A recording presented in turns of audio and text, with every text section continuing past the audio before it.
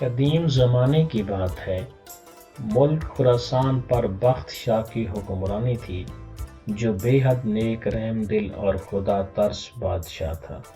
اسے دنیا کی ہر نعمت اور آسائش حاصل تھی، لیکن اس کے باوجود وہ نہایت سادہ زندگی بسر کرتا تھا۔ بخت شاہ کے برعکس اس کا وزیر دلاور بہت مغرور اور بد مزاج تھا۔ اس کا تعلق ایک دولت مند اور معزز گھرانے سے تھا۔ اعلیٰ حسب نسب اور دولت کی ریل پیل نے دلاور خان کا دماغ خراب کر رکھا تھا۔ ان تمام خامیوں کے باوجود اس میں ایک خوبی بھی تھی جو ان تمام خامیوں پر بھاری تھی۔ وہ خوبی یہ تھی کہ وہ حد سے زیادہ عقل مند اور نہایت قابل تھا۔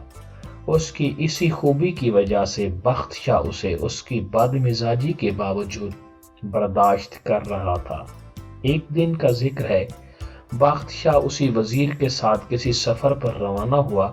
ان کے ہمراہ ایک غلام بھی تھا۔ وہ تینوں اپنے اپنے گھوڑوں پر سوار تھے۔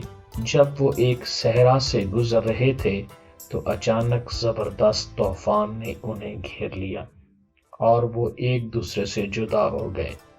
کچھ دیر بعد طوفان تھما تو انہوں نے ایک دوسرے کو تلاش کرنا شروع کیا۔ سب سے پہلے غلام نے اپنے سے کچھ فاصلے پر ایک جھونپڑی دیکھی۔ جب وہ وہاں پہنچا تو اسے ایک اندھا فقیر بیٹھا دکھائی دیا۔ غلام نے اس سے پوچھا، اے اندھے، کیا اس طرف سے کوئی سوار گزرا ہے؟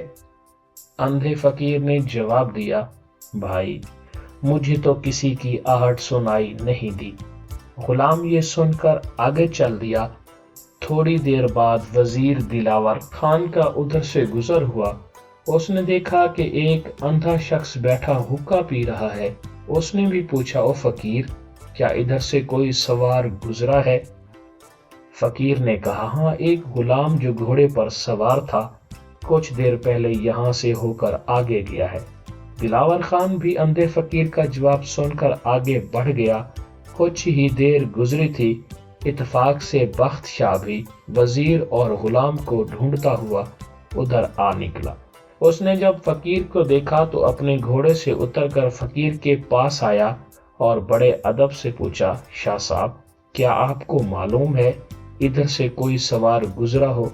اندھے فقیر نے کہا، جی ہاں جناب، پہلے تو حضور کا غلام ادھر سے گزرا، اس کے بعد وزیر گیا ہے۔ بادشاہ بخت شاہ کو یہ سن کر بڑی حیرت ہوئی اور اس نے فقیر سے پوچھا، شاہ صاحب، آپ تو نابینا ہیں، بھلا آپ کو کیسے معلوم ہوا کہ میں بادشاہ ہوں؟ اندھے فقیر نے مسکرا کر جواب دیا، عالی جاں، آپ کے غلام نے مجھے اندھا کہا، آپ کے وزیر نے مجھے فقیر کہا اور حضور نے مجھے شاہ صاحب کہہ کر مخاطب کیا، لہذا گفتگو کے انداز سے ہی میں نے اندازہ لگا لیا کہ کون کیا ہے۔ بخت شاہ اندھے فقیر کی باتوں سے خوش ہوا اور اسے بہت سا انعام دے کر رخصت ہوا۔ محل پہنچ کر بخت شاہ نے غلام کو فقیر سے بدتمیزی پر سزا دی اور وزیر دلاور خان کو بلا کر اندھے فقیر سے ہونے والی گفتگو سے آگاہ کیا اور سمجھایا کہ انسان کو اپنے سے کم تر یا چھوٹے سے بھی خوش دلی اور تہذیب سے بات کرنی چاہیے۔ وزیر اپنے رویے پر بہت شرمندہ ہوا۔ اس نے آئندہ کے لیے اپنی بد مزاجی اور غرور سے توبہ کر لی۔